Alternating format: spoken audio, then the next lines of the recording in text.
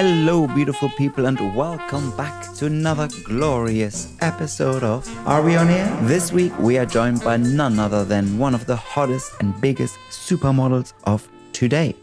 And her name is Anok Yai, the South Sudanese American model who's basically been owning every runway and magazine cover of the past few years with her killer looks and seriously magnetic vibe. We first met in the UK a good 2 years ago at the Business of Fashion Voices conference and immediately hit it off. I mean, obviously she's beautiful with her striking looks, but this girl has an incredible aura and personality that easily matches her height. From a potential medical career to being discovered via social media to straight up slaying the high fashion game, Anok's journey is proof that sometimes self-belief and manifesting combined with a little luck and hard work can make your dreams come true. In a chat that's as real as it gets, Anok opened up about the unexpected gifts of failure and her deeply moving first trip back to South Sudan, but also how she found her groove beyond all the glitz and glam of the fashion world. Right here on our little slice of Sunset Boulevard, Anok spilled the tea on her favorite musical moments, from Michael Jackson to family dance parties, and her love for the epic dramas of Hans Zimmer. But of course, we had to cover all fashion and celebrity gossip, from Steven Meisel to PRADA to the Met Gala, and what it's like being voted the model of the year. As she so perfectly put it, I believe in the universe a lot, and I believe that what's meant to happen is gonna happen. So buckle up as we are taking a ride in my beautiful Gia down Sunset Boulevard with the one and only Anok Yai. And if you haven't already, be sure to subscribe on YouTube, Spotify, and our Apple channels. But most importantly, on areonair.com. Anok, welcome to Are We On Air? Thank you so much for having me. Yeah, cheers! Cheers. We should have a drink, Goddammit. We're here at the Kioskothek live on Sunset Boulevard. Live on Sunset fabulous. Boulevard. Wait, which camera are you looking at? This one? You This look one? at anything you want. Anywhere. They're all, This is our street. Yeah, it's our street. We have security cameras watching over us as well. Okay, so we can't act up. Yeah, we can. That's it. Well, until the cameras go, then we can do something Yeah, crazy. exactly. Well, thanks for being here. Thank you just so came much for for having me. Oscar week. Is that why you're in town? Came just for you. Now we're talking. Me and you, baby. I had just like a flash memory from 2 years ago-ish. From We met at BOS. Business of Fashion, yeah, and We're some fashion bitches, okay? yeah, exactly. And now we're in LA. And now we're in LA. We had fun 2 years ago. I was Amazing. supposed to be a speaker, but that turned into, instead of speaking, I became a DJ that night. And that was the You last time I were saw an you. amazing DJ, though. Thank you very much. Thank you. I almost jumped in and started to grab the Yeah. DJ thing. I don't know how DJ is. You have to teach me. Yeah, well, we already picked some Oh, no. records. So After this, we're going to do do some. you have a record collection? Is that what you're trying to tell me? I have a collection of vinyls of Nina Simone, Uh-huh. Miles Davis, Uh-huh. and Michael Jackson. Wow. I love Michael Jackson. Love Which Michael I'm Jackson. sure you're going to tell us all about Everything. in a minute. But why don't we start with, what's your earliest significant musical memory that shaped you as an artist? Michael Jackson. But no, I remember, because I came to America when I was like 4 or 5 Yeah. from Egypt. And when we were growing up, me and my family would have like Michael Jackson nights, and we would sit down and like watch Michael Jackson videos for like maybe 2 hours right before we went to sleep. And we did it every single night. And the day that he died, I almost lost my life. No. I remember when he died, I came back from my 5th grade graduation. And then I walked inside. Yes, I remember everything. I walked in, I turned, and I see on the newscast, Michael Jackson dead. And I almost like collapsed. Oh, no. And then I was crying for 2 weeks. And then at first my dad was just like, okay, it's just like her crying. And then after the first week, my dad was like, there's something wrong with you. And we watched the memorial all day. And the only way to calm me down was him buying me tickets to go see This Is It at the movie theaters. Oh, wow. But I love Michael Jackson. He's so inspiring. And Nina Simone, I've always been inspired by her. Like, I loved her. There's this thing that like stars have that like star quality. I don't know. But like there's this thing an about Nina aura. Simone. She has this aura Yeah. that like I want to encapsulate for myself, her and Grace Jones. But it's just like insane. Very strong women that you chose as role I models. love strong women. I'm sure you do. You are one yourself. The night Michael Jackson died, and just to drop some names, I was at Elton John's White Tiara party that's every year, or used to do. I don't know if he still does it in the UK. I remember it was like, star-studded. Every table, like A-list. It was a Okay, fun come night. on, A-list. Yeah, fun night. And Justin Timberlake was performing. I remember that. Uh-huh. And then afterwards, it was meant to be like dance floor, and the DJ started playing. And that's when the news broke that MJ died.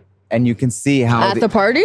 Yeah, like people, phones, like, and they were, half the room was friends with him or knew him or something. And you could see you felt how. Did you ever meet him? I never met him. I know.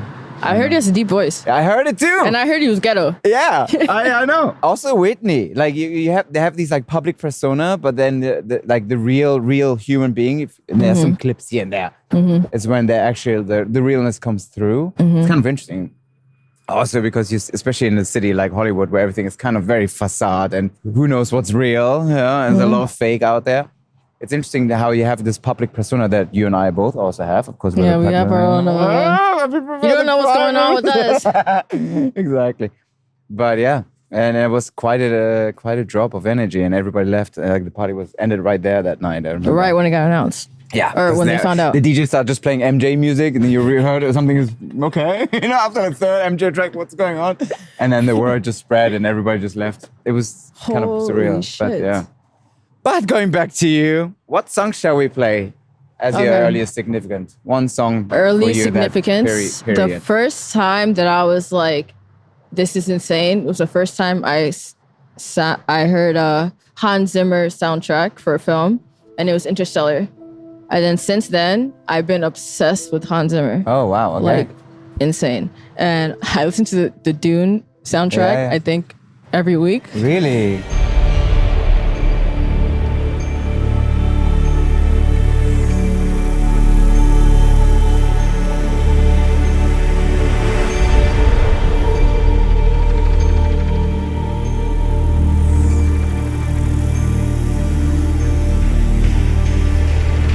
No, I'm obsessed with Hans Zimmer. Wow. Like, it's crazy. What is it about his sound that I don't know. I like the drama. I'm a drama queen.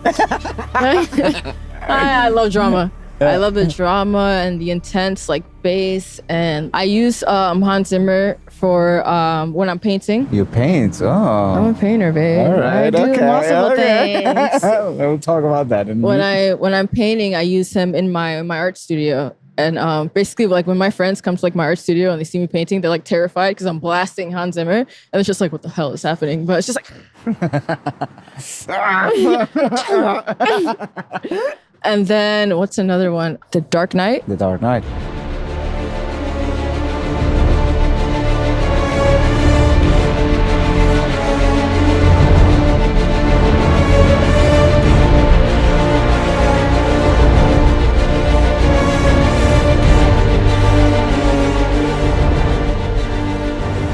I know it's very difficult, but how would you describe yourself in 3 songs? Who are you in 3 songs? Okay, I have. Let me pull up my phone. Pull up your phone. I actually have 4 songs. Yeah. And okay, so do you know the Funkadelics? Of course. So you know Maggot Brain? I love. You know Maggot Brain? It's probably one of the greatest songs ever created. I love this song. It's a masterpiece.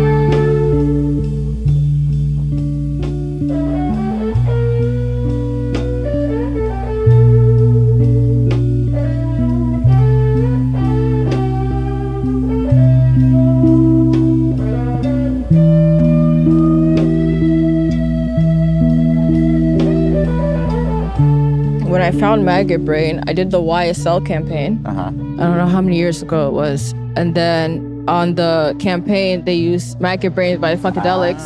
Oh, it was before COVID. And then I heard the song and I was like, this song is fucking insane. And then after that, during COVID, I was so inspired. I was like, I need to learn how to play the electric guitar. No way. And I tried to like teach myself how to play that song. And then during COVID, I practiced guitar 8 hours a day because I actually got COVID. And then they locked me up in in Paris at the Mandarin Hotel. And then because I couldn't go anywhere, I said, okay, perfect. So I had my team get me a Fender Stratocaster? Yeah. Fender Stratocaster electric guitar. They had it sent to my room. And for 5 days, I just tried to teach myself how to play electric guitar. I haven't touched it since then. But And did you get close to a little I got solo? a little close. Okay. But that's when I started looking into the guitarist. And then I learned about Jimi Hendrix. And I was just like, this is fucking insane. I love but it. Maggot Brain is like, that's my number one. And number two is Rap by Actress. Wrap yourself around me. Oh, rap. Wrap yourself around me. Are you cold? Are you see the food?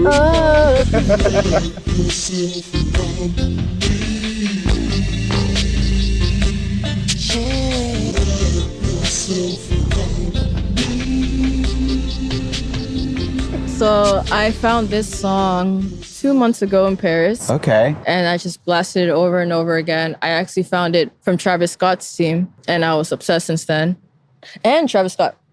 All That was right. actually the next one. Hyena. Uh-huh. So I would been a fan of Travis Scott like since the beginning. I knew like Upper Echelon, and I've been obsessed with him for like years and years and years. And I actually got the opportunity to do the I Know music video. Uh-huh. And when I met him, I was just like, oh my God, like so inspired. Starstruck, I love you. It's like, no, because the thing about Travis is just like, I don't know how to explain it. Like his attention to detail was like so insane. And then being on set with him, like he's an artist. So like I've been on music videos or not some music videos. I've been on sets where the artist kind of doesn't really have say on what's going on. But he was like very cut and clear, like what he wanted. And I was just so inspired. And I wanted to like be like, oh my God, Travis, I love you. But I was just like, let me be like professional. Yeah, eye to eye. We are eye to eye here. We are Okay. Yeah. We're not to be here to fangirl around. No, we don't fuck around. What I love like about Travis is actually you see some clips. Like he doesn't just sign when people ask him for his signature on like CDs, merch, and whatever. He asks them, "What's your favorite song? Oh, what album is your favorite?" You know what I like should do? If someone's like, can you sign me? I'm like, what's your favorite cover of me? Exactly. And then I'll sign it. How many covers are there? I think I have 49. Damn! What? You know, I really want if someone like walks by and like joins in. Yeah. Oh, we've had all kinds Let's of things try already to happening. get somebody to say hello. Hi. You want to come? No, he doesn't want to. All right, Travis. Which track? Hyena. Yeah, I started listening to Travis when he did Upper Echelon. And since then, I've been following his career. It's so inspiring. Okay, this shit is out of control. I'm driving through hell and I done brought snow. It's shining in here and I done brought gold. I hear the sirens right out the chateau. Run me the info. Tryna hear what you did, now how you came close. Cause I get bobblehead like I done made pro. I made Italian bread like I done made dough. I be all around the map. And then my other song is Pearl by Sade. I play Pearl whenever I'm on set. So like, if I'm on set and they want like a dramatic shot, like something very like, I'm like, play Pearl right now. And I play it for like 30 minutes maybe. The entire set, they're just like, this bitch is crazy.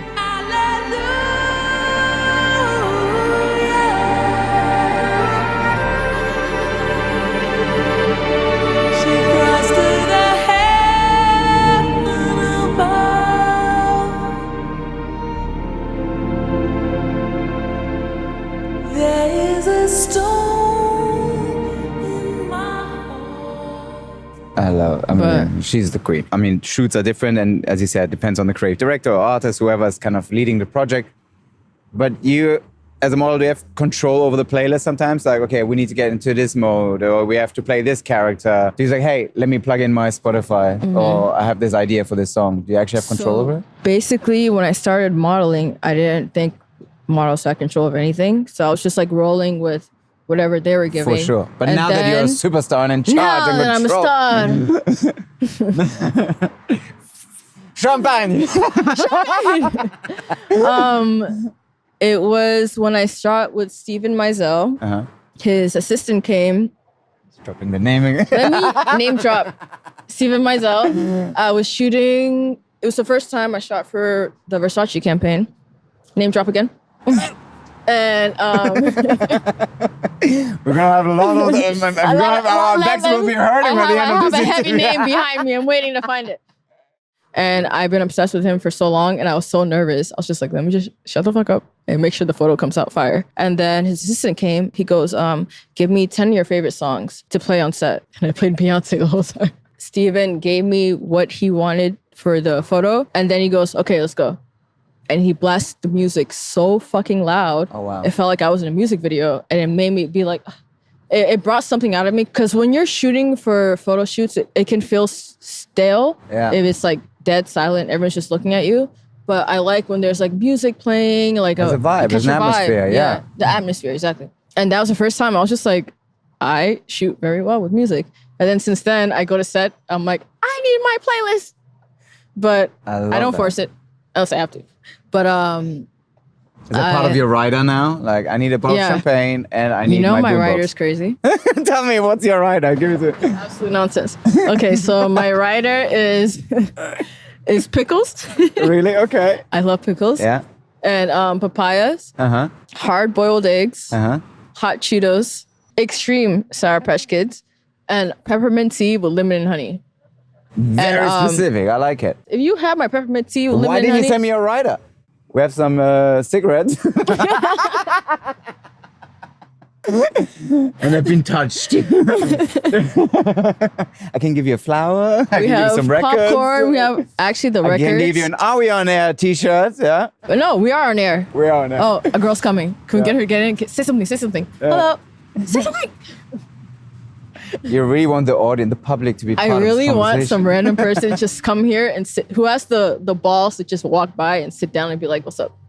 That woman there, she looks fun. So, the truck driver? No. Which Beyonce track shall we play from that shoot with Steven Meisel? Green light. Let's do it. Give it to mama. Give it, give it, give it to mama.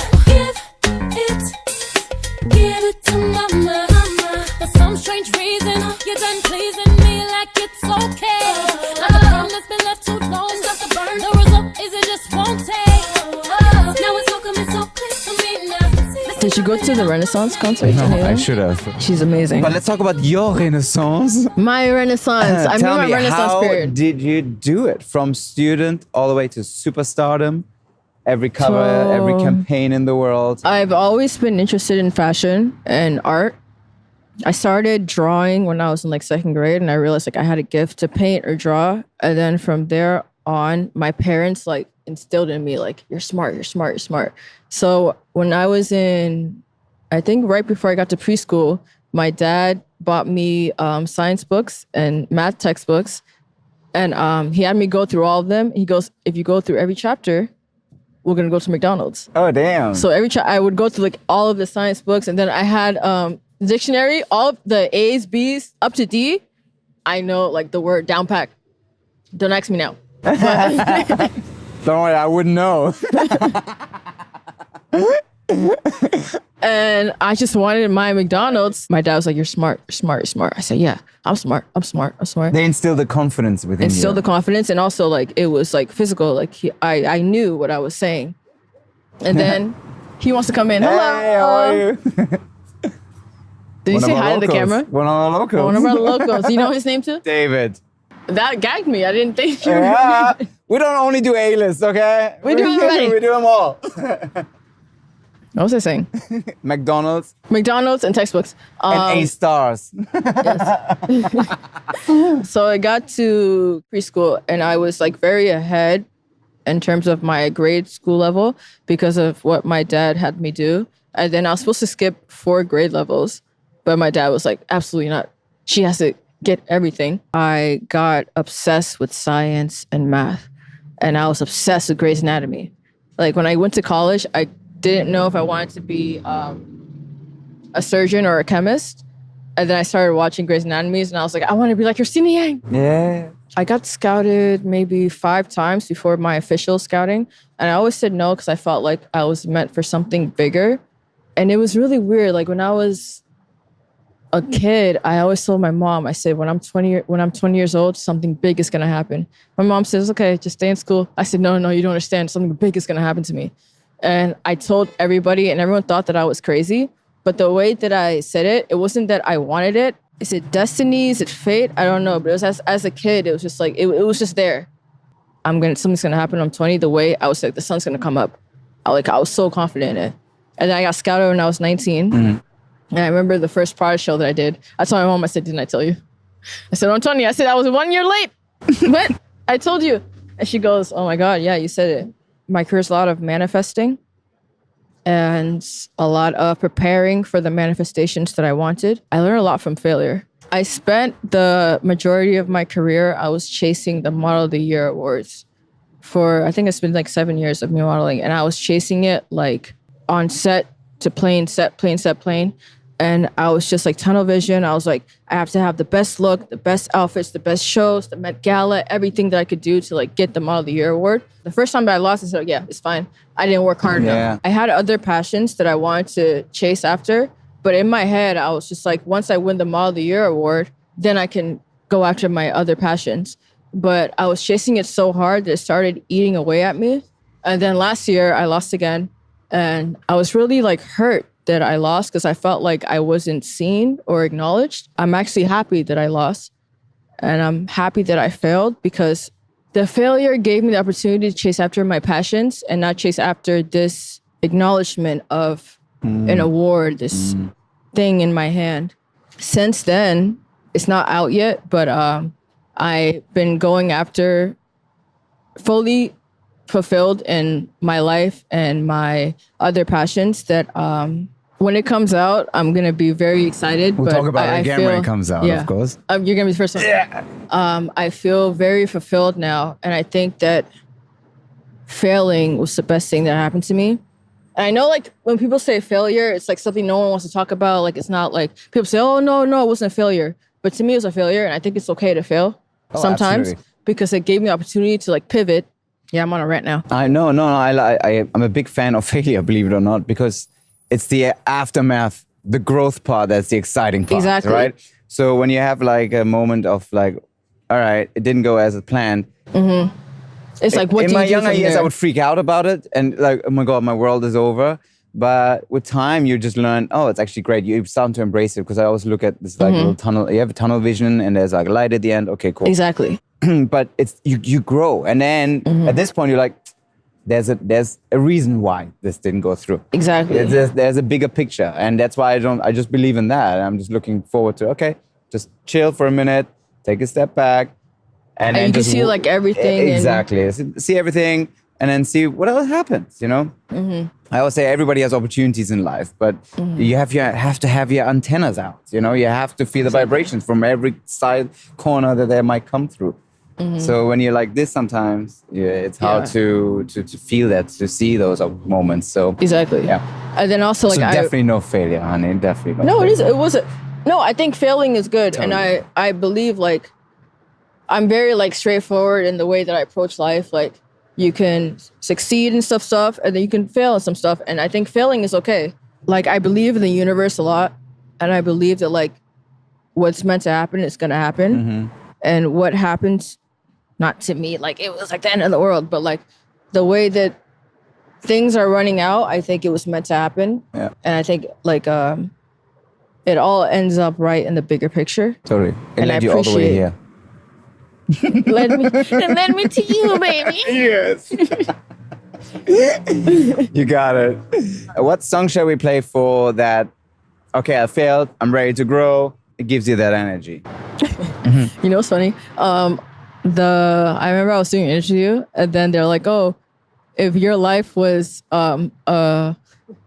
if your career in your life was a movie title, what would it be?" Are they stealing our questions? I said Django Unchained. They're like, no.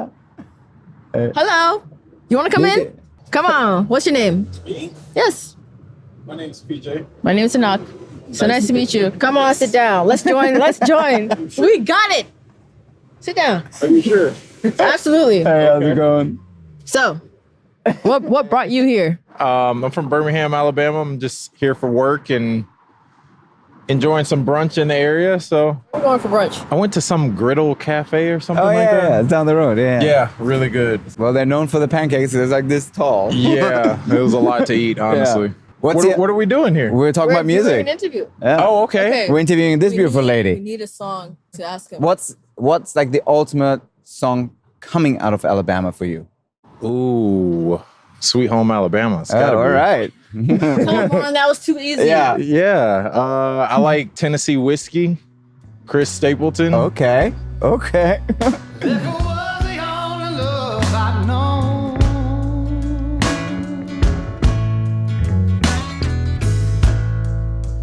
But you rescued me from reaching for the bottom. I just love like country music right now. I don't know why. Oh, I know why. So I get soulful. it. Oh, I get it. Yeah. What about you guys? Camera. It's like almost like a film simulation camera. Man, just walk around and kind of take Fabulous. pictures with I it. like it. But thank you for Well, your. thank you. I need Yeah. a song. I need a song that Okay. I can listen to. Okay, Simple and Sweet, John Bellion. Simple and There you go. That's right. Yeah, it's got everything. we that got you it. want. Don't worry, we got it. Simple and John. Yeah. Thank you so much. You guys have a good one. Thank you. Thank you, you too. Thanks for swinging by. Yeah, Thank you. likewise. Looking very sharp as well. Thank you. Way before you came, I was empty, empty. Used to complicate, now I'm alright, I'm fine. All you gotta do that's so I feel fun. like we just scared the shit out of him. Yeah, well done. He was kinda Well cute, done. no? Yeah, I saw you. I saw what you were doing. So what song do you have for me? You work with some fantastic brands and artists. Was there like one moment where you're like, ouch, this is pretty major? A lot of It major was moments. the but for you. first time that I did a PRADA show that I opened it. Basically, the show was like either you went left or right, and it was like multiple rooms, like on different floors. If you went the wrong way, the show would be like fucked up. And I remember I was in lineup, and I was just like, "What the fuck am I doing here?" And I felt like I conned everybody. I said, "How the fuck did I finesse PRADA?" And then mutual PRADA comes to me. She goes, "Are you ready?" I said, "No." I said, "I shouldn't be here." I said, "What's going on? I can't do this." They play the music, and then there's someone telling the models like, 1, 2, 3, go. She goes, 1, are you ready? I said, no. She goes, 2. She goes, which way are you gonna go? I said, I don't know. You have to figure it out.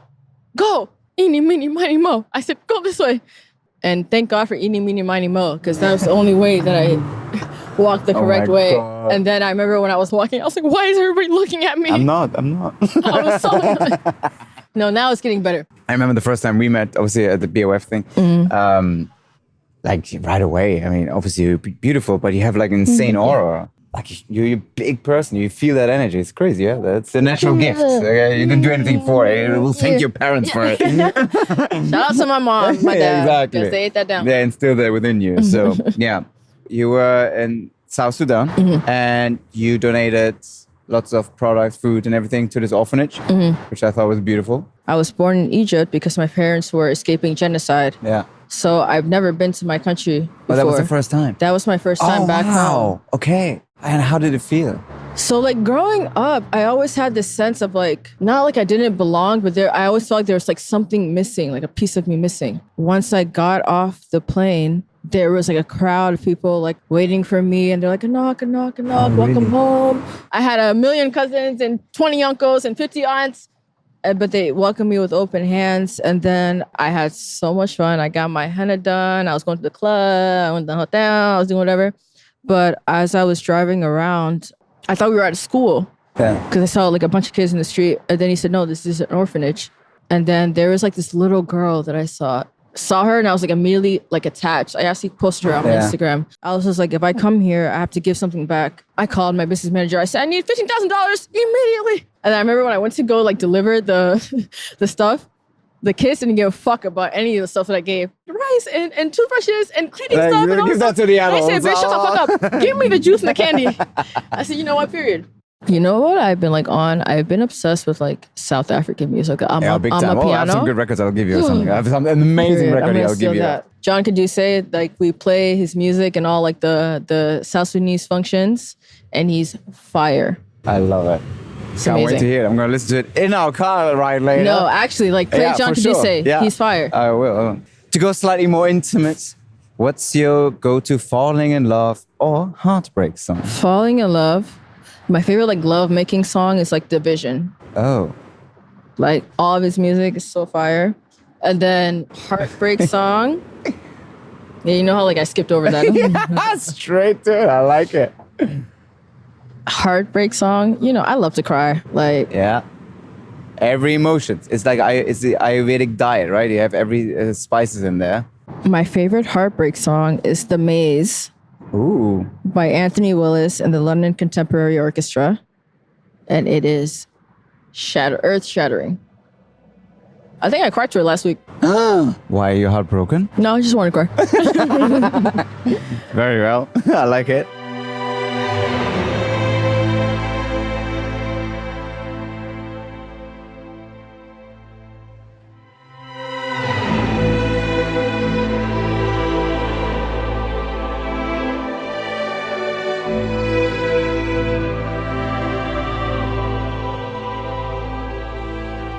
And then, how do I say this? Nembuto by Nick Cave and Warren Ellis.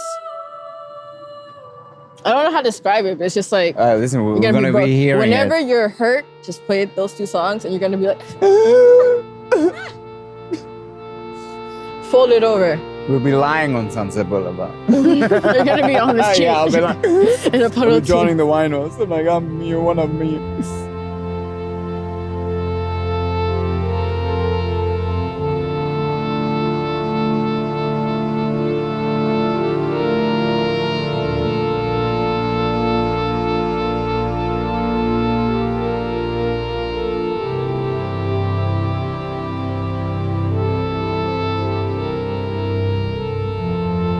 What's the sexiest song? Oh, Living Room Flow by Janae Aiko. Oh, I don't know. It's very sexy. So when you're trying to make love to somebody, or try to seduce somebody, just play Living Room Flow. Are you trying to seduce And then me, Red? slowly take off With your those eyes? clothes. Okay. And then go. I'm so glad you called right on time. You must have just read my mind. If we skip the small talk one, you know, but I don't have to stay till morning. I don't have to. And then The Birds Part 1 by The Weeknd. It won't mean a thing to me. I've been doing this too long. Baby girl, I felt it all. So watch out. If you try to play your love, ain't nobody gonna care enough. Well, to wrap up our little chat, if your life would be a movie, what song would play in the end credits? Anything Hans Zimmer. Anything? Anything? No. Dune 2 Hans Zimmer soundtrack. I watched Dune 2 5 times. I'm obsessed. Have you watched it? No. No, babe. Dune 2? I will. Sickening. I'm Did you sure watch they're the going first to one? show it somewhere again. No, you have to search for it. Film. Okay? I will. Why don't we watch it together? Okay, yeah. Let's do I that. will. I forced my friends already. I drag them to the fucking movie theaters. I buy one ticket and I go. Like, like when you're sneaking into other theaters? Like, I feel like a badass, whatever. I'm going to rent out a theater and we're going to watch Dune 1 one Now day. we're talking. Next now day, we're talking. Dune 2. But Dune 2, I'm not even tell you because it's too fast. We now let the music play. Let the music Come play. in. Hans, Hans, do your thing. you did it. Sehr good. Well, thank you so much for being on air with us. It was so much fun. And now we're going to go for a ride. Yeah. Yeah, let's go. Bye. Oh my God, I love you.